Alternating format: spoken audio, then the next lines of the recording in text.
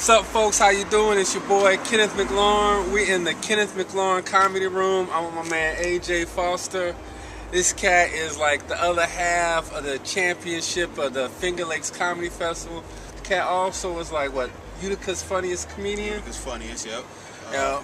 March Madness KD competition champion. If you want to call me a champ, I don't know. Hey man, we gonna call him a champ. We gonna call him a champ. He's a funny guy, man.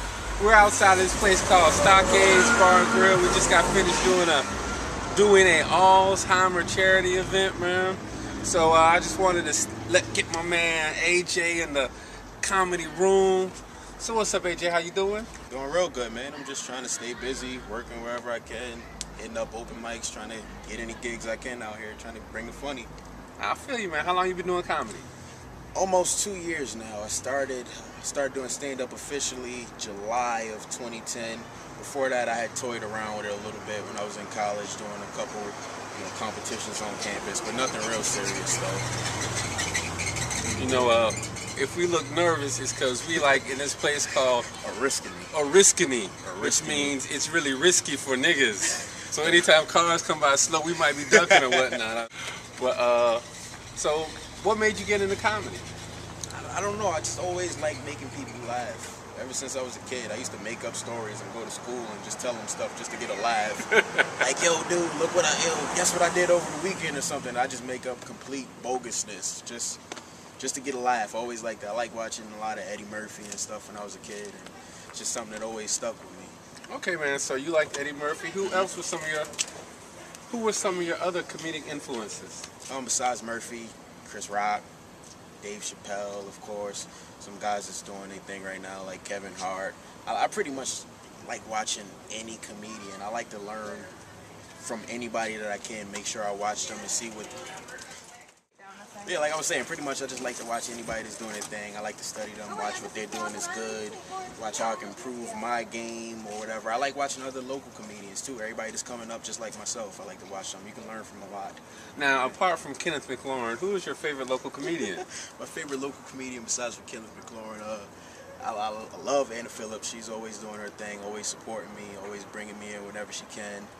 A lot of other dudes out here like T Blunt, Ike Buzz.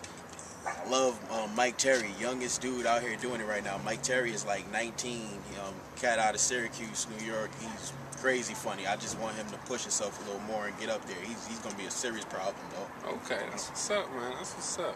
So, tell me about your best comedy experience, apart from winning Finger Lakes Funniest Comedy Festival competition.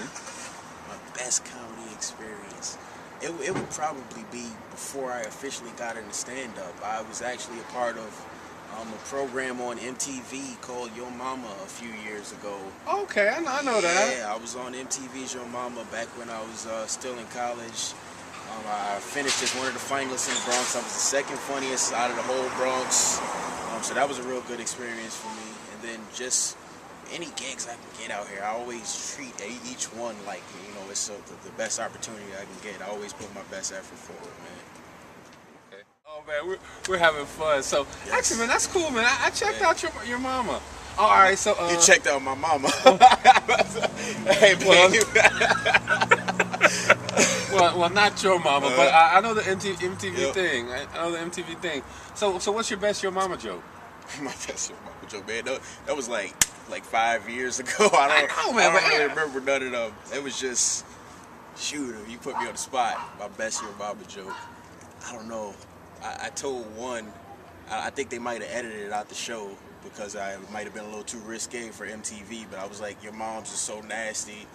I had sex with her and I got syphilis and herpes. that didn't make it to the airwaves. Well, that's funny, man. That's funny.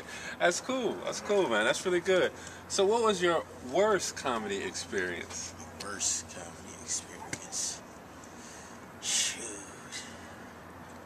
I would say when I was just starting out, it was probably, I started out going to Wise Guys in Syracuse doing their open mic, and it was maybe my second week there. I was going on a weekly basis. My first week, I did real good. Everybody was like, oh, this new cat, AJ Foster, he's pretty funny. Second week, I came back with a bunch of new material that I was real excited to deliver. and this little kid walks into the club. He must have been like 7, and he just walked right in the front door, and he starts heckling me. And he's like, "What you doing on the mic? You trying to sing something? You think you Justin Bieber?" And it completely threw me off. That was the first time I'd ever been heckled in my early comedy career. I didn't know how to handle it. It messed up my whole set. But ever since then, I've been waiting. So if I catch you again, kid, it's a wrap. I'm going to handle you. Funny. The 7-year-old came and got you. Yep, he got me. Threw my whole set in the trash. That's funny, man.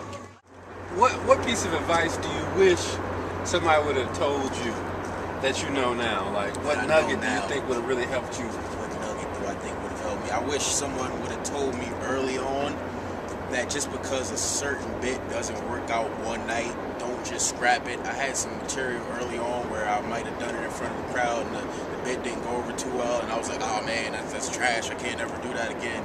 But it might work, well with a different crowd on a different night. So if you think it was funny when you wrote it, just stick to it and work on it. You can always bring it to another level. Oh yeah, man. Jokes are never dead, man. Jokes are never dead. Somebody, I was at an open mic and this chick bombed at the open mic and she was like, "Oh man, I bombed." And the host was like, "No man, you didn't bomb. Nobody ever bombs." Hi guys, you were great. You just realized you had some failed hypotheses.